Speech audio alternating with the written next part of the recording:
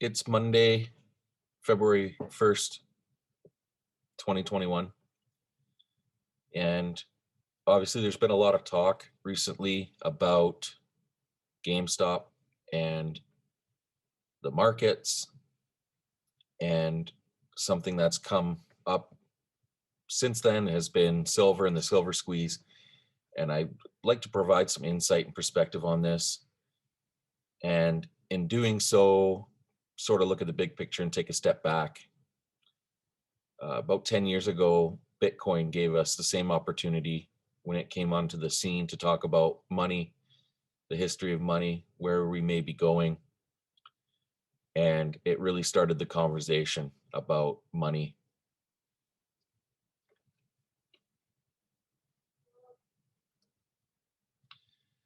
So I believe that gold is money, and I believe it is because of its biblical significance, its physical properties, its use in history, and what's happened in modern history. There are lots of examples of gold being used as money in the Bible. And it talks about Abraham being rich in livestock and in gold and silver. I decided to take a couple different texts that I found were significant. So this first one is Genesis 2 from the New King James Version. Talks about a river. This is after hearing about the Garden of Eden. The name of the first is Pishon. It is the one which skirts the whole land of Havilah, where there is gold. And the gold of that land is good. So it's interesting to me that right off the bat, we get a text here about gold, and that gold is good. This is likely what I find to be the most significant text to back up gold and silver's role as money. And that is the situation here we had with Joseph in Genesis 43. But it happened when we came to the encampment that we opened our sacks, and there each man's money was in the mouth of his sack, our money in full weight. So what you really need to key in on there is the money in full weight. They didn't have 13 pieces of something that represented money. They had what was gold and silver, and it was denominated by the weight. Just like today we have gold and silver in ounces or grams. Back then, that was the same thing, money in full weight. In the New Testament, Matthew 10, Jesus is sending out his disciples to go and heal the sick, cleanse the lepers, raise the dead, cast out demons. Freely you have received, freely give. Provide neither gold nor silver nor copper in your money belts.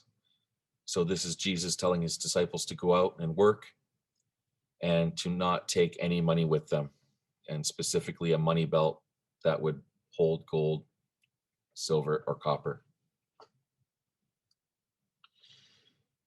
So obviously the biblical significance is a big part of it. Also is how it was created. So gold and silver are elements on the periodic table. That means that they can't be broken down. Gold is gold in its purest form. Silver is silver in its purest form. A specific weight of gold or silver will be exactly certain length, width, and height. That's what gives it its value. It's very hard to replicate. It's very hard to fake. That's the significance. A 1 ounce silver maple leaf from the mint will weigh and have the same length, width, and height as all the rest of them do because of its physical properties. And that's huge. It's not because some king or emperor or leader or president says it has value. It's because it just does. So gold and silver obviously have been used throughout history, through the Bronze Age, the early Iron Age, ancient Greece, the Middle Ages, all the way up to modern history. So here we have what's called a silver certificate from 1935. So in this case, in 1935, the silver was in the bank, and instead of taking the silver out to go pay for things, you would take a silver certificate, and it represented the silver in the bank. You'll see on the bottom, $1 in silver payable to the bearer on demand. So this was legitimate, circulated, legal tender currency in 1935. And you have to wonder how we got so far off track from this. In 1971, that's when the United States went off the gold standard, and that's when inflation really started to take off. It seems to me gold and silver acted as an anchor, and in 1971, that anchor was taken away, and it's a little bit like letting a boat float free in the ocean. It's just going to float to and fro. And here we are today in a situation where one stock can have billions traded in just a matter of 3 days, a stock that's unheard of. And we wonder why there's so much inequality. But that is a video for another day. Here we also have a silver dollar, a 1935 issue silver dollar. These are really great. They're, they sound great when they're flying through the air.